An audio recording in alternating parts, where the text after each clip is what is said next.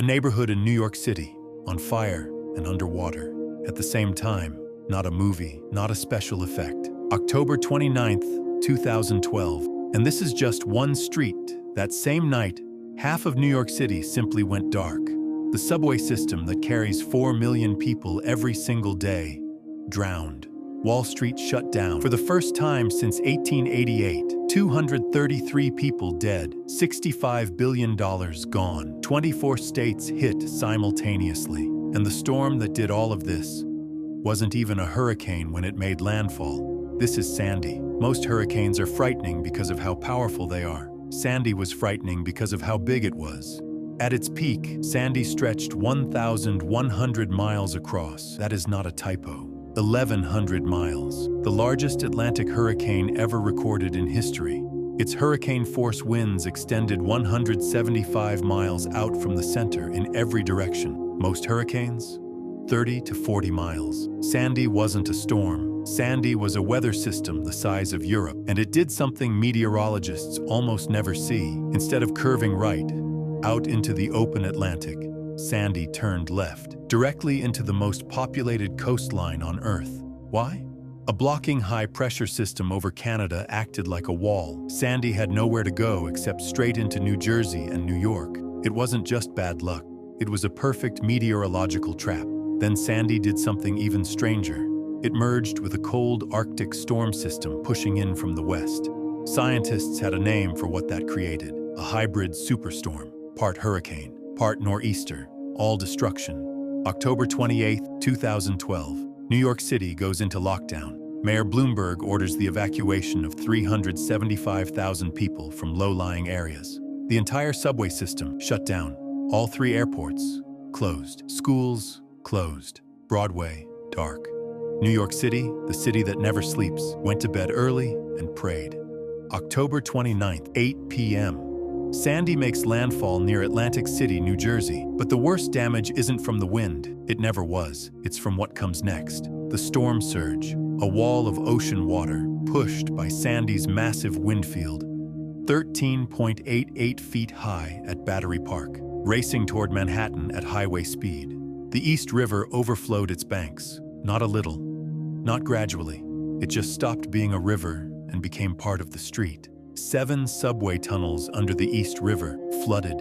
Over 10 billion gallons of water poured into the system that the city had spent 108 years building. The head of the Transit Authority said later, it was the worst disaster in subway history, by a distance. The Ground Zero construction site, the site of the September 11th memorial, completely flooded. The place Americans had worked for a decade to rebuild, swallowed by the sea in minutes. And then the power went out, south of 39th Street. 800,000 people without electricity. Lower Manhattan, pitch black. From the air that night, you could see exactly where Sandy's surge had reached, just by looking at which lights were still on. Now I need you to think about something for a moment. Breezy Point, Queens, New York, a quiet beach neighborhood, mostly Irish-American families, teachers, firefighters, cops, people who had lived on the same street their whole lives.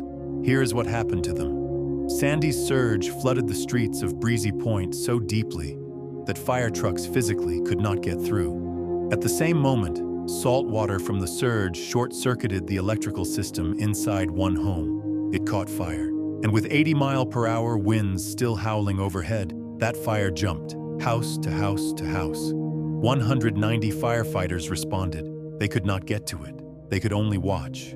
By morning, 126 homes had burned to the ground in a neighborhood that was simultaneously flooded, fire and water, at the same time, in New York City. And somehow, not a single person died in that fire. Because the evacuation orders had worked, the neighborhood was empty. The only thing that burned was everything they owned.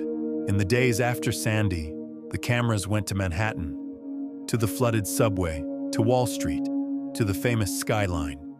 But the real story was somewhere else. In the Rockaways, a densely packed peninsula jutting into the Atlantic, the storm surge had swallowed everything at ground level. And in the high-rise public housing towers that lined that peninsula, Thousands of elderly people were trapped. No power, no elevator, no heat, no plumbing. Hallways pitch black. Medical teams sent in a week later described what they found as frightening. Thousands of people living in darkness, some in their own waste, waiting for someone to come. In New York City, in 2012, volunteer doctors and nurses set up pop-up clinics in parking lots and church halls, going floor by floor through darkened buildings, knocking on doors, finding people who hadn't eaten in days, who hadn't had clean water in days. Staten Island was hit hardest of anywhere in the city. 42 of New York's 43 storm deaths happened there.